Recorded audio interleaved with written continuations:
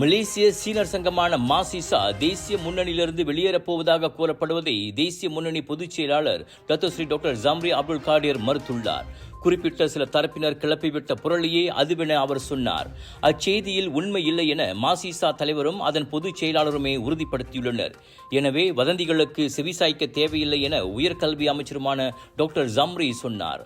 தேசிய முன்னணியின் நீண்டகால உறுப்பு கட்சிகளில் ஒன்றான மாசிசா அக்கட்சியுடனான 72 ஆண்டுகால நட்பை முறித்துக் கொண்டு வெளியேறப் போவதாக வெள்ளிக்கிழமை தகவல் பரவியது. நடப்பு சூழ்நிலையில் கட்சியின் அடிமட்ட தொண்டர்கள் மகிழ்ச்சியாக இல்லை என்பதே அம்முடிவுக்கு காரணம் என அத்தகவலில் கூறப்பட்டது. எனினும் கட்சி மேலிடத்துக்கு அப்படியொரு நெருக்குதல் எதுவும் தரப்படவில்லை என அதன் சில தலைவர்கள் சனிக்கிழமை தெளிவுபடுத்தியிருந்தது குறிப்பிடத்தக்கது.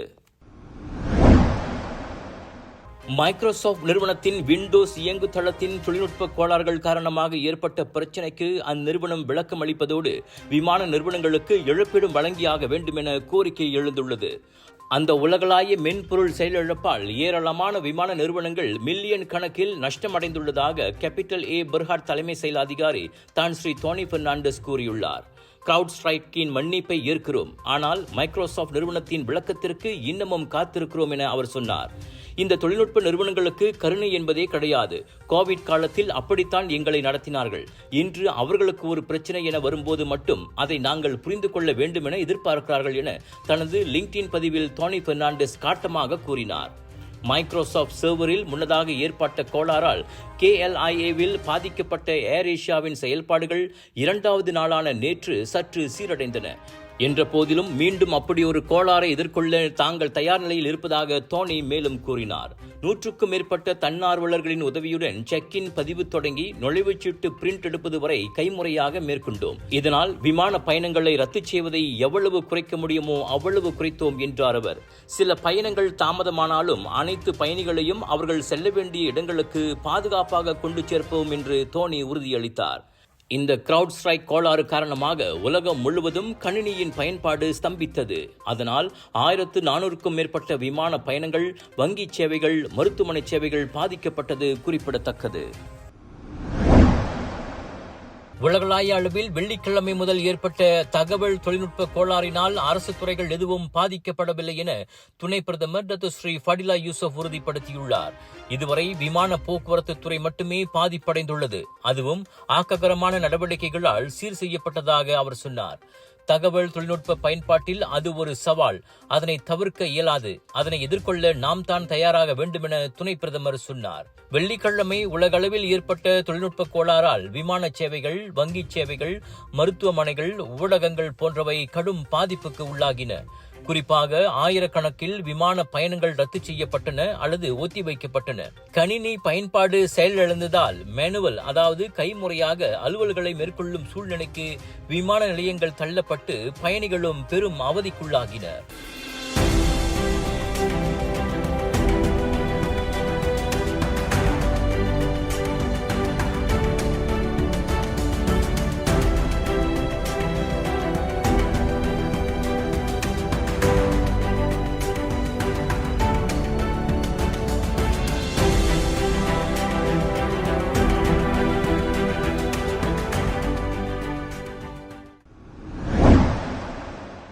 நூர் ஃபாரா கர்த்தினி படுகொலை செய்யப்படுவதற்கு முன் பேராக் தஞ்சுங் மாலிமில் சந்தேக நபருக்கு சொந்தமான மரவள்ளி கிழங்கு தோட்டம் உள்ளிட்ட சில இடங்களுக்கு அவர் கொண்டு செல்லப்பட்டுள்ளார்.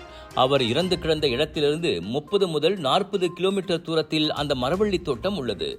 இறந்து போன பெண்மணியும் கொலையாளி என சந்தேகிக்கப்படும் ஆடவரும் மரவள்ளி தோட்டத்திற்கு வந்திருந்ததை அங்கு வேலை செய்யும் தொழிலாளி தனது வாக்குமூலத்தில் அம்பலப்படுத்தியுள்ளார். உலுஸ்லாங்கூர் மாவட்ட போலீஸ் தலைவர் சூப்பரிண்டென்டன்ட் ஹமாட் ஃபைசால் தஹ்ரீம் அத்தகவலை பகிர்ந்து கொண்டார். இதையடுத்து மேலும் துப்பு துலங்கும் பொருட்டு மரவள்ளி தோட்டத்தில் மேலும் சில சாட்சிகளை விசாரிப்பதோடு ஆதாரங்களை சேகரிக்கும் பணியில் விசாரணை குழு ஈடுபட்டுள்ளது என்றார் அவர்.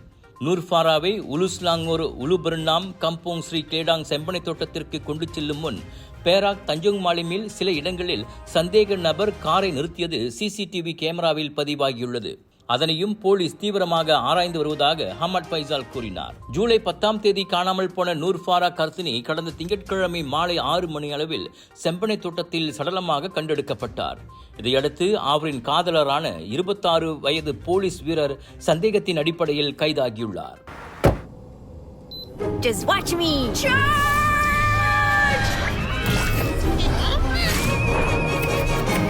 Keeping you and your loved ones safe indoors with Nano EX technology. Panasonic.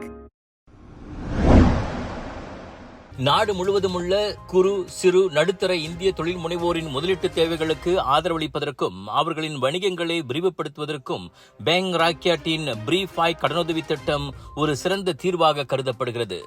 சமூகத்தில் ஆற்றல்மிக்க தொழில் முனைவோர் நிறைந்த சுற்றுச்சூழல் அமைப்பை உருவாக்கும் இந்த முயற்சியில் சமூகத்தின் ஒவ்வொரு பிரிவிலும் சிறப்பு கவனம் செலுத்தப்பட வேண்டும். அவ்வகையில் தொழில் முனைவர் மேம்பாடு மற்றும் கூட்டுறவுத்துறை துணை அமைச்சர் டாக்டர் ரமணன் ராமகிருஷ்ணன் கடந்த ஜூன் 5ஆம் தேதியன்று பிரீஃபாய் திட்டத்தை அதிகாரப்பூர்வமாக தொடக்கியதிலிருந்து இதுவரை 6.02 மில்லியன் ரிங்கிட் மதிப்பிலான விண்ணப்பங்கள் மிக விரைவாக அங்கீகரிக்கப்பட்டுள்ளது என பேங்க் ராக்யாட் ஒரு அறிக்கையின் வாயிலாக தெரிவித்திருக்கின்றது. பிரீஃபாய் போன்ற திட்டங்களின் மூலம் அதிகமான இந்திய தொழில் முனைவர்கள் தங்கள் வணிகங்களை வளர்ப்பதற்கு தேவையான நிதியை பெறுவார்கள் என்று எதிர்பார்க்கப்படுகிறது. மேலும் இது இந்திய சமூகத்தின் சமூக பொருளாதார வளர்ச்சிக்கும் உந்துதலாக இருக்கும். போட்டித்தன்மையிலான லாப விகிதங்களோடு எளிமையான ஷரியா விதிமுறைகளுக்கு இணங்க நிதியுதவியை வழங்கும் பிரீஃபாய் திட்டம் சிறுபான்மை சமூக தொழில் முனைவர்களுக்கு பெரு நிறுவனத்துறை எவ்வாறு ஆதரவளிக்கும் என்பதற்கு ஒரு சிறந்த எடுத்துக்காட்டு. இந்த முயற்சியானது தேசிய பிரதான வளர்ச்சி நீரோட்டத்தில் யாரும் பின்தங்கியிருக்க கூடாது எனும் பிரதமர் டாக்டர் ஸ்ரீ அன்வார் இப்ராஹிமின் உயர்ந்த எண்ணங்களோடு ஒத்துப்போகிறது. மொத்தம் 50 மில்லியன் ரிங்கிட் நிதியை பேங்க் ராக்யாட் சிறு குறு நடுத்தர இந்திய தொழில் முனைவர்கள் தங்களின் வணிகங்களை விரிவுபடுத்துவதற்கான மூலதன செலவினங்களுக்கு உதவ ஒதுக்கீடு செய்துள்ளது. ஆகவே இந்நிதிக்கு விண்ணப்பிக்கவும் மேலும் தகவல்களை பெறவும் பொதுமக்கள் பேங்க் ராக்யாட்டை நாட அழைக்கப்படுகிறார்கள். திருங்கானு கருத்தே தொழில்பேட்டையில் நேற்று மாலை ஏற்பட்ட ஹைட்ரோ கார்பன் எரிவாயு கசிவில் ஒரு தொழிலாளி காயமடைந்த வேளை மேலும் 2 காயத்திலிருந்து தப்பினர். நியமிக்கப்பட்ட குத்தகையாளரின் பழுது பார்ப்பிலிருந்த குழாயிலிருந்து அந்த எரிவாயு கசிவு ஏற்பட்டதை தீயணைப்பு மீட்புத்துறை உறுதிப்படுத்தியது. இதையடுத்து உடனடியாக கூலிங் டவுன் முறையில் குழாயிலிருந்த எரிவாயுவின் அழுத்தத்தை முழுமையாக குறைத்தோம் என தீயணைப்புத்துறையின் பேச்சாளர் சொன்னார். எரிவாயு கசிவிலிருந்து தப்பிக்கும் முயற்சியில் வழுக்கி விழுந்து 29 வயது தொழிலாளி கெண்டைக்காலில் காயமடைந்தார். முறையே 24, 45 வயதிலான மற்ற 2 தொழிலாளிகள் காயமின்றி தப்பினர். எரிவாயு கசிவை கட்டுப்படுத்தும் பணிகள் மாலை 5:30 மணியளவில் நிறைவடைந்தன. எரிவாயு கசிவுக்கான உண்மை காரணம் விசாரிக்கப்படுகிறது. ரவுப் சீரோ தோட்ட தமிழ் பள்ளி 1970ஆம் ஆண்டு மாணவர்களின் தொடர்பையும் வலுப்படுத்தி அதற்கடுத்து 80, 90, 2000ஆம் ஆண்டுகளில் பயின்ற மாணவர்களின் உறவையும் புதுப்பித்து எல்லா நிலைகளிலும் பள்ளி வளர்ச்சிக்கு துணை நிற்கும் மிகப்பெரிய முன்னாள் மாணவர் சக்தியை உருவாக்கியிருக்கிறது. பள்ளியின் பெருமை காத்து பள்ளி வளர்ச்சிக்கு எல்லா நிலைகளிலும் துணை நிற்கும் முன்னாள் மாணவர்களுக்கு நன்றி தெரிவிக்கும் வகையில் அர்ப்பணிப்புக்கு ஓர் ஆராதனையும் முன்னாள் மாணவர்களின் சங்கமமும் என்கிற நிகழ்ச்சி கடந்த ஞாயிறன்று நடைபெற்றது. ஆசிரியர் சரவணன் ராமச்சந்திரன் வரிகளில் உருவான பிறந்த மண்ணின் பெருமை காத்து எனும் பள்ளி பாடலும் இந்நிகழ்ச்சியில் அறிமுகப்படுத்தப்பட்டது. இப்பள்ளியின் முன்னாள் மாணவரான அரசு மலேசிய போலீஸ் படையின் ஜோஹர் மாநில குற்ற புலனாய்வு துறையைச் சேர்ந்த டிஎஸ்பி வே ராஜகோபால் இந்நிகழ்ச்சிக்கு தலைமையேற்று பள்ளி பாடலை அதிகாரப்பூர்வமாக வெளியீடு செய்தார். பள்ளியின் அபார வளர்ச்சி கண்டு பெருமிதம் அடைவதாகவும் சீரோ தோட்ட தமிழ் பள்ளியால் தான் நான் இன்று உயர்ந்துள்ளேன், ஆதலால் நான் எந்த மேடையிலும் சொல்வேன் தமிழ் பள்ளிதான் நமது தேர்வு என்று தனது சிறப்புரையில் தெரிவித்தார். இதனிடையே பெற்றோர் ஆசிரியர் சங்கம் உட்பட பள்ளி வாரியம், முன்னாள் மாணவர்கள் சங்கம், பெற்றோர்கள், சமுதாய தலைவர்கள், சுற்றுவட்டார பொதுமக்கள் என பல நல்லுள்ளங்கள் இணைந்து தமிழ் தொண்டு ஆற்றி வருவதால் தற்போதைய சீரோ தோட்ட தமிழ் பள்ளியின் வளர்ச்சி சாத்தியமாகியுள்ளதாக தலைமை ஆசிரியர் கருணாநிதி நன்றி தெரிவித்தார். இந்த நிகழ்ச்சியில் அதிகமான முன்னாள் மாணவர்கள் பள்ளிக்கு நன்கொடை வழங்கியுள்ளனர். இந்நிகழ்ச்சியில் சுமார் 50க்கும் மேற்பட்ட முன்னாள் மாணவர்கள் கலந்து கொண்டனர். அவர்களுக்கு பொன்னாடை போர்த்தி நினைவு சின்னம் வழங்கப்பட்டு சிறப்பு செய்யப்பட்டது. இந்நிகழ்ச்சியில் முன்னாள் மாணவர்கள் சிறப்பு பிரமுகர்களாக கலந்து கொண்ட தொழில் அதிபர்கள் சந்திரன், விஜயன், மாயிகா ரவுப் தொகுதி தலைவர் doctor Tamilselvan, PKR councillor Mahendran உட்பட நிகழ்ச்சியில் பங்கேற்ற 100க்கும் மேற்பட்ட பெற்றோர்களும் சுற்றுவட்டார தலைவர்களும் பள்ளிக்கு எல்லா வகையிலும் உறுதுணையாய் இருப்போம் என கூறியதாக பெற்றோர் ஆசிரியர் சங்க தலைவர் சண்முகநாதன் தெரிவித்தார்.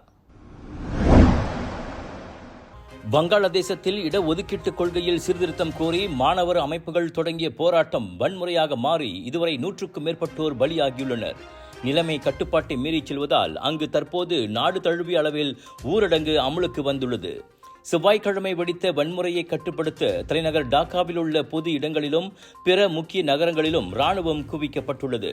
வாகனங்கள், கடைகள், அலுவலகங்கள் போன்றவற்றுக்கு ஆர்ப்பாட்டக்காரர்கள் தீ வைத்து வருகின்றனர். இதனால் தடியடி நடத்துவதோடு கண்ணீர் புகை குண்டுகள் மற்றும் ரப்பர் தோட்டாக்களுடன் போலீசார் அடக்குமுறையை பயன்படுத்தி வருகின்றனர். இரு தரப்புக்கும் இடையே துப்பாக்கிச்சூடு உள்ளிட்ட வன்முறை சம்பவங்களில் வெள்ளிக்கிழமை மட்டுமே 56 பேர் கொல்லப்பட்டதாக கூறப்படுகிறது.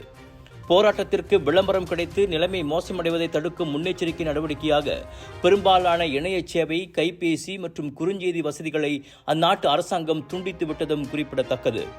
இவ்வேளையில் அந்நாட்டில் பயிலும் மலேசிய மாணவர்களின் பாதுகாப்பு கருதி அவர்களை டாக்காவில் உள்ள மலேசிய தூதரகத்திற்கு இடமாற்றம் செய்யும் நடவடிக்கையில் பிஸ்மா புத்ரா இறங்கியுள்ளது.